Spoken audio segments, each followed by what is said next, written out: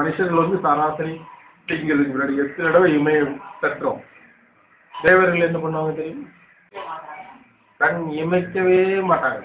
தேவர்களுக்கு இன்னொரு பேர் வந்து இமையார்கள்னு பேர். இமைக்கவே மாட்டாங்க. அவங்க கண் எப்போதும் இப்படிதான். அந்த தேவ நிலைக்கு வந்துட்டோம்னா சலனம் கிடையாது. சலனம் இருந்தாதான் இமை தட்டும். சலனமற்று நம்ம அப்படி சரியா இருந்தோம்னா இமைக்கவே மாட்டோம்.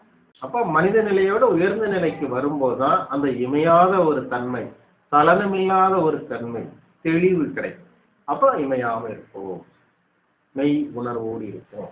அப்ப அந்த இமையாத நிலைங்கிறது தேவர்கள் நிலை, மனித நிலையோட ஒரு உயர்ந்த நிலை. மேலான உயர்ந்த வாழ்க்கைங்கிறது என்னன்னா நம்ம நிலையை மேம்படுத்திக் கொள்றதுதான்.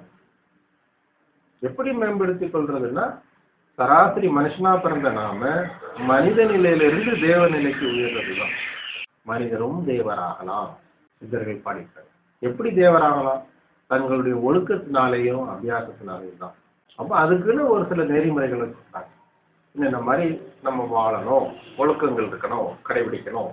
அந்த மாதிரி அந்த நெறியில நம்ம இருந்தோமானா, தவம் செய்தோமானா நாமும் நம் நிலையில